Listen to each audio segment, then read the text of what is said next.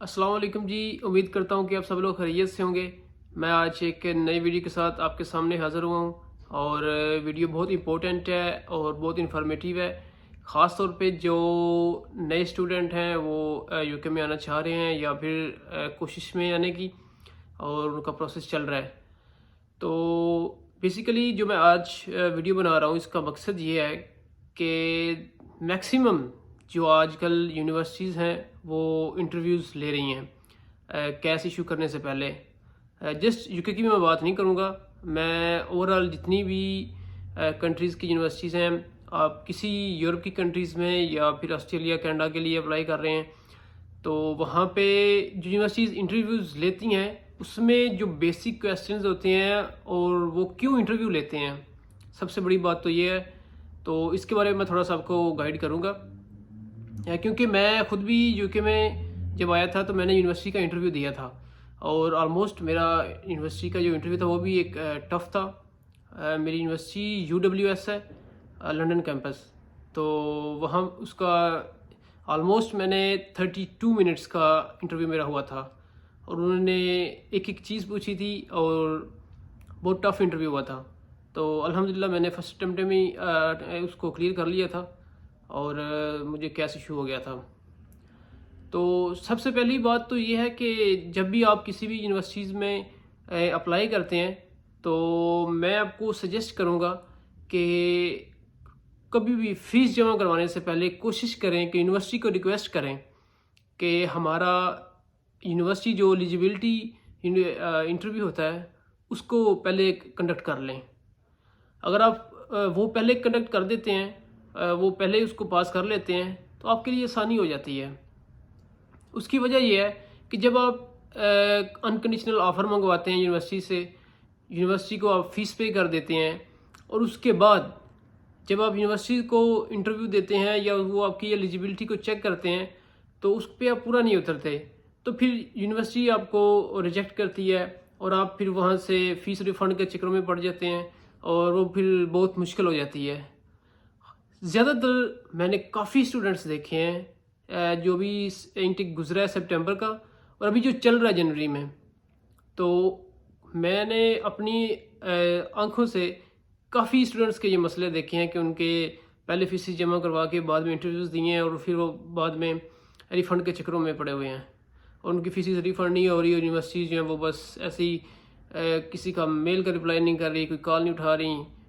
10-10 दिन लग जाते हैं, 2-2 वीक्स के बाद रिप्लाई आता है तो वो कुछ सुन नहीं रही क्योंकि यूनिवर्सिटीज़ खुद इतना बिजी हैं, इतना स्टूडेंट्स आ रहा है तो फिर बड़ा मसला मसाइल बन जाते हैं, फिर बंदा परेशान होता है। तो मैं ये सजेस्ट करूँगा सबसे पहले कि सबसे पहली बात तो ये है कि ऐसी यूनिवर्सिटीज़ में अप्लाई करें जहाँ पे पहले इंटरव्यू हो।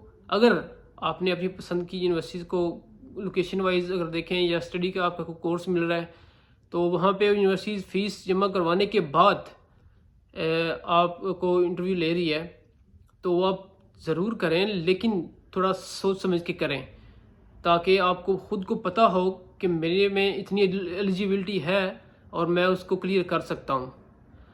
तो उसी के लिए मैं आज आपको थोड़ा सा गाइड करने आया हूँ। हो सकता है मेरी टिप्स या मेरी इन्फॉर्मेशन आपके काम आ जाए। तो सबसे पहली बात तो ये है कि आप किसी भी यूनिवर्सिटीज़ में अप्लाई करें और आपको इंटरव्यू लेती है तो उसकी तैयारी करनी चाहिए। बिल्कुल भी कोई भी स्टूडेंट जो अपने आप को समझता है कि यार मेरी इंग्लिश अच्छी है, मेरे पास इंफॉर्मेशन काफ़ी है तो मैं आसानी से कर जाऊँगा, तैयारी करने की ज़रूरत नहीं है, तो बिल्कुल गलत बात है।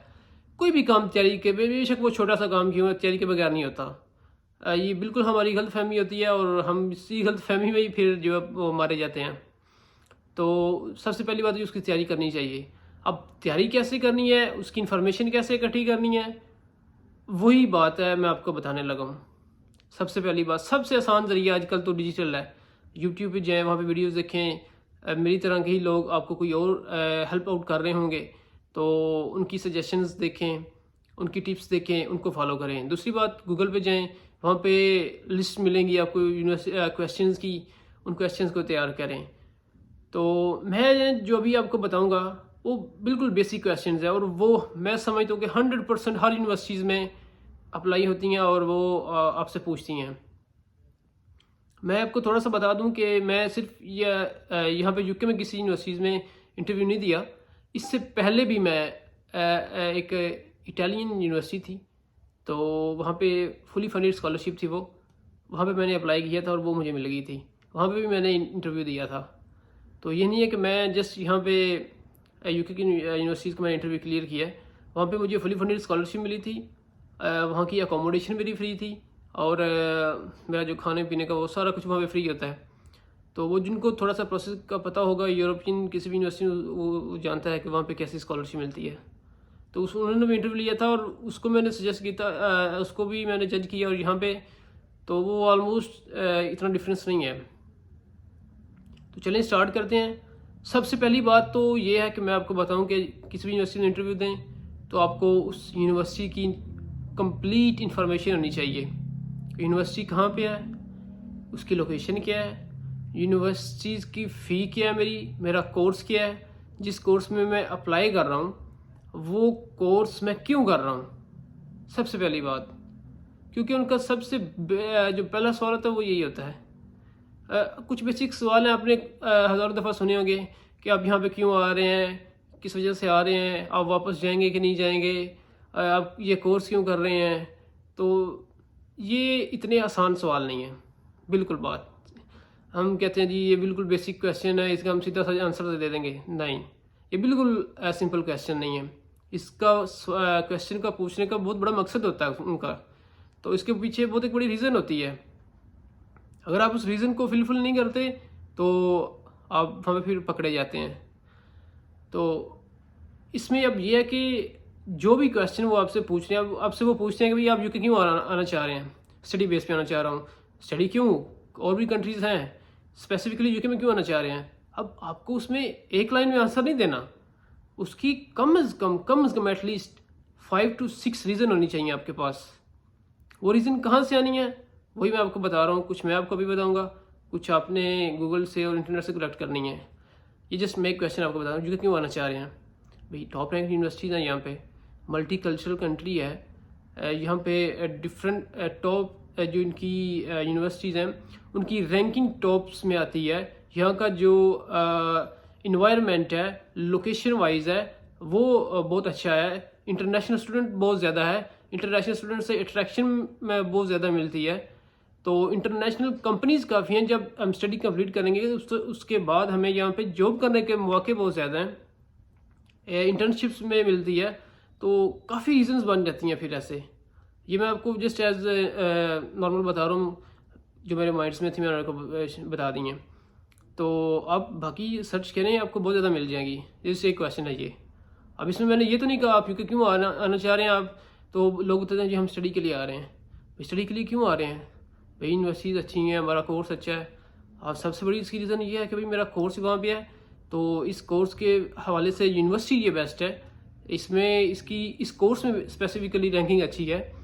यहाँ का जो कोर्स मैं वहाँ पे करने के लिए जा रहा हूँ, इसकी जो लैब्स वगैरह वहाँ पे हैं, इसका जो पैटर्न है, स्टडी पैटर्न है, वो बहुत अच्छा है। तो ये काफ़ी रीजंस बन जाती हैं। इसको फिर वो देखते हैं कि लड़के ने वाकई रिसर्च की है, और इसको पूरा रिसर्च कर किसने अप्लाई किया यहाँ पे, और ये वाकई इंटरेस्टेड है इसमें। इंटरव्यू लेने का मकसद ही ये होता है कि इसमें जज करना होता है ना स्टूडेंट को कि ये वाकई राइट स्टूडेंट है या फिर ऐसे ही आने के लिए कर रहे हैं। अब दूसरी बात, ये तो होगी स्पेसिफिक चीज़ें। दूसरी बात, मैं आपसे एक और क्वेश्चन जो मोस्ट इम्पोर्टेंट होता है, जो जिस पे आके स्टूडेंट्स जो है ना वो मुश्किल में आते हैं, वो क्वेश्चन ये है कि आप स्पेसिफिकली इस कोर्स में क्यों आना चाह रहे हैं। कोई और कोर्स क्यों नहीं है आपके पास, कोई और कोर्स क्यों नहीं चूज़ किया आपने। और फिर आपको बताते हैं कि जी स्पेसिफिकली ये कोर्स में क्यों चूज़ किया मैंने। ये बहुत इंपॉर्टेंट क्वेश्चन है। आप बताते हैं कि मेरा बैकग्राउंड ये इसी कोर्स के साथ ही है। अब ये तो बात बिल्कुल सही है, उनकी स्टडी से भी आपको पता चल रहा है कि वो ही है, इसके अलावा क्या रीज़न है। तो वहाँ पे आप क्या बताएंगे, तो उस पर भी आपको थोड़ा रिसर्च करनी पड़ेगी। क्या करनी पड़ेगी, आप बता सकते हैं कि भाई इस जो कोर्स है मेरा, इसमें मैंने कोई मेरा एक्सपीरियंस है। अगर आपको थोड़ा सा गैप है, एक्सपीरियंस अपना शेयर करें, एक्सपीरियंस लेटर शेयर करें। आपके पास अगर कोई एक्सपीरियंस लेटर नहीं है तो भाई डमी बनवा लें कहीं से भी। आजकल तो इंटरनेट का दौर है, आप कहीं से भी डमी बनवा लें और उसकी एक वैलिड रीज़न दें कि मैंने ये एक्सपीरियंस किया है, इस पोजीशन पे किया है, ये कंपनी का नाम है। ये मैं आपको इसलिए बता रहा हूँ कि मेरे से ये क्वेश्चन हुआ है और मैंने ये चीज़ें बताई हैं और उन्होंने फिर मुझसे क्वेश्चन पे क्वेश्चन किया है।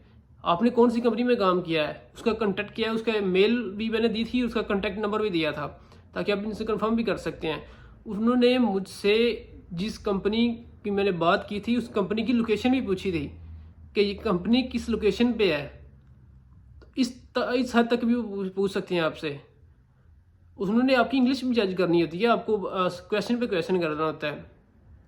तो इसलिए कह रहा हूँ कि कंप्लीट तैयारी के साथ करना चाहिए। जब आपके माइंड, आपको जितने भी इंटेलिजेंट है, आप जब उनको आंसर करते हैं तो फिर डिफ़िकल्ट हो जाता है। तो जब आप कंप्लीट तैयारी के साथ आपको किसी चीज़ का पता होगा तो फिर आपको इजीली आपके पहले ही माइंड में होगा, एकदम से सोच के बताने में मुश्किल हो जाती है। तो जब आपके पहले ही माइंड में होगा तो आप इजीली उसको बता सकते हैं। तो इस हद तक भी वो पूछते हैं। अगर आप समझते हैं कि मेरा कोई पहले एक्सपीरियंस नहीं है, मैं बिल्कुल फ्रेश हूँ, तो आप उनको बता सकते हैं कि भाई मेरा ये कोई एक प्रोजेक्ट मैंने बनाया हुआ है, इस पर मेरा फाइनली प्रोजेक्ट है, मेरी इसमें ये ग्रेडिंग है, मैं बिल्कुल वैसे ही इसमें इंटरेस्टेड हूँ। मेरा ये जो पीछे एजुकेशनल बैकग्राउंड है उसमें मेरी जो स्कोर है वो मेरा अच्छा है, स्पेसिफिक सब्जेक्ट में अच्छा है, तो मैं इसमें इंटरेस्टेड हूँ। मेरा ये थोड़ा सा कोई रिसर्च अपनी दिखा दें, बेशक फेक ही दिखाएं लेकिन ज़रूर दिखाएं, क्योंकि कुछ ना कुछ उनको दिखाना ज़रूरी है।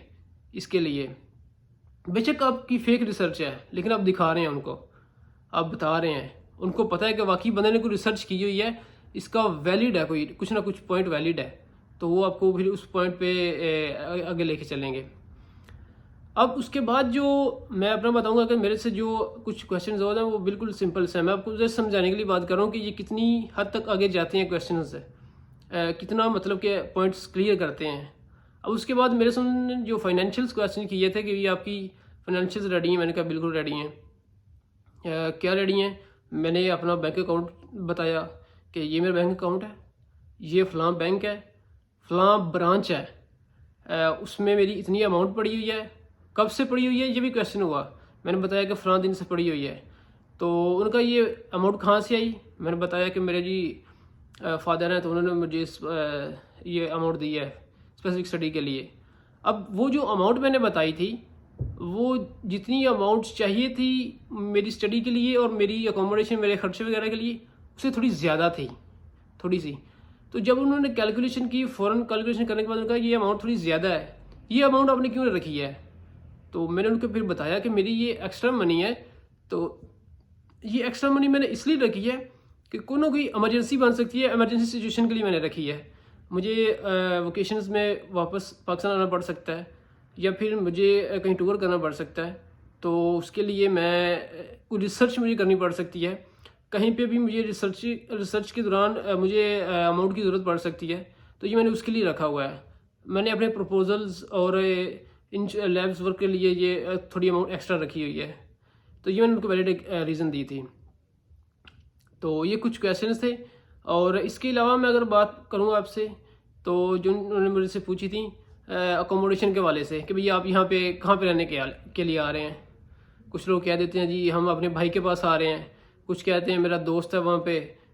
तो बिल्कुल भी ये सबसे बड़ी गलती करते हैं आप ये बताने के लिए। कभी भी आपका कोई सगा बाप भी यहाँ पे रह रहा है ना, तो वो भी ना बताएं कि भाई मेरा बाप वहाँ पे रह रहा है और मैं उसके पास जा रहा हूँ, क्योंकि ये सीधा साधा उनके पास जा रहा है कि ये बंदा वापस नहीं आ रहा। आपने बताना है हम स्टडी के लिए आ रहे हैं, हमने जस्ट स्टडी करनी है और उसके बाद हमने वापस आना है, बिल्कुल एग्जैक्टली। तो ताकि उनको पता हो कि बंदा सिर्फ स्टडी के लिए आ रहा है और कोई काम नहीं है इसका वहाँ पे। अब उसमें आपको ये पता होना चाहिए कि मैंने कहाँ पे रहना है। बेशक कोई होटल है, कोई आपकी प्राइवेट जहाँ पे अकोमोडेशन है, उसका आपके पास एक पोस्ट कोड होना चाहिए। यहाँ पे पोस्ट कोड पे काम करता है, ये काम चलता है। हर एक घर का, हर एक गली का, हर एक रोड का एक स्पेसिफिक लोकेशन है और स्पेसिफिक लोकेशन की वो नाम है। अब मेरा घर है, मेरे घर का एक स्पेसिफिक नाम है उस डिजी टैंक कुछ। तो अगर मैं लंदन में रह रहा हूँ, ईस्ट लंदन है, वेस्ट लंदन है, साउथ है, तो वो उस नेम से वो पहला उसका वर्ड होगा। तो उस आप गूगल पे जाएँ, सर्च करें कुछ भी अकोमोडेशन के, स्टूडेंट्स अकोमोडेशन देखें, वहाँ पे आपकी लिस्ट आ जाएंगी। कुछ कंपनीज़ हैं उन्होंने अकोमोडेशंस बनाई हुई हैं। तो जब ये कुछ आप नाम लेके तो उनको बताएंगे तो वो बिल्कुल उनको समझ आएगी कि ये बंदा वाकई फ़लाँ अकोमोडेशन पे आ रहा है, इसके पास एक एड्रेस है। तो जब उसको 1 मिनट से पहले पता चल जाता है कि भाई ये एड्रेस यहाँ पे वैलिड है कि नहीं है, वाकई ये एड्रेस यूके में है कि नहीं है, या किसी भी कंट्री में आप जा रहे हैं तो वहाँ पे वो देख सकते हैं कि भाई यहाँ पे ये एड्रेस वाकई है कि नहीं है। अगर वो होगा तो उनको पता होगा कि वाकई इस बंदे के पास एड्रेस है, प्रूफ ऑफ एड्रेस है, तो ये यहाँ पे आ रहा है। तो वो भी एक वैलिड रीज़न होती है। उसको आप उससे ट्रीट एड्रेस पूछ सकते हैं कि ये यूनिवर्सिटी से कितना दूर है, आपको ये कितनी आसानी होगी यूनिवर्सिटीज़ आने के लिए। तो ये बहुत वैलिड पॉइंट्स होते हैं। और आपको ये अगर ये बताएंगे तो मेरा नहीं ख्याल कि यूनिवर्सिटी आपको रिजेक्ट करेगी। कोई भी चीज़ है, कोई भी आपके पास जो भी इंफॉर्मेशन आपने लेनी है उसकी डिटेल होनी चाहिए आपके पास। बेसिक यही है, आपका कोर्स, आपकी यूनिवर्सिटी, आपकी अकोमोडेशन, आपके फाइनेंशियल और जो भी आपका कोई एक्सपीरियंस है उसके बारे में डिटेल आपके पास होनी चाहिए, A to Z होनी चाहिए कि भाई मैं किस लिए जा रहा हूँ, क्यों जा रहा हूँ, वजह क्या है। और दूसरी बात, आपको ये कंफर्म करना है उनको कि मैं भाई स्टडी करके वापस आ रहा हूँ।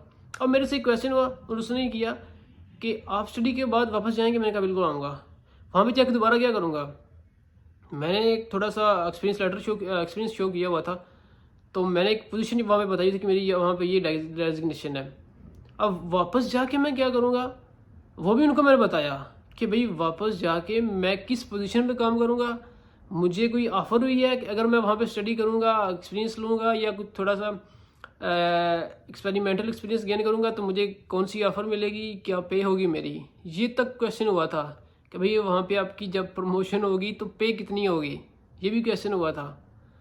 अब ये क्वेश्चन बिल्कुल बेसिक है, बिल्कुल आसान है, लेकिन जब आपसे सवाल पूछे जाते हैं तो आपके तैयारी नहीं है, आपके माइंड बिल्कुल रेडी नहीं है उन क्वेश्चंस के लिए, तो फिर आपके लिए मुश्किल हो जाता है। हर बंदे के लिए मुश्किल हो जाता है, वो चाहे कितना भी इंटेलिजेंट हो, तो एकदम से क्वेश्चंस का आंसर बनाना वो मुश्किल हो जाता है। और आपने पहले ये चीज़ें रेडी करके रखी हुई हैं तो वो फिर बिल्कुल आसानी है, आपके पहले ही माइंड में है, जैसे ही पूछे फ़ौरन बता दो। तो थोड़ी सी जिसकी इंग्लिश ठीक है, बेसिक्स ठीक है, मेरा नहीं ख्याल कि वो इसको क्लियर नहीं कर सकता। तो इन चीज़ों का ख्याल रखें, इसकी तैयारी करें। तो आई होप कि आपको इन्फॉर्मेशन अच्छी मिली है और आप इस तैयारी के साथ जो भी दें, अल्लाह आपका साथ दे और आप कामयाब हों। तो अगर आपको किसी भी किस्म की इन्फॉर्मेशन चाहिए हो या फिर हेल्प चाहिए हो तो आप मुझे कांटेक्ट कर सकते हैं, इनबॉक्स में भी और मेल में भी। मैं आपको ज़रूर उसका रिप्लाई करूँगा। और अपना ख्याल रखिए। अल्लाह हाफिज़।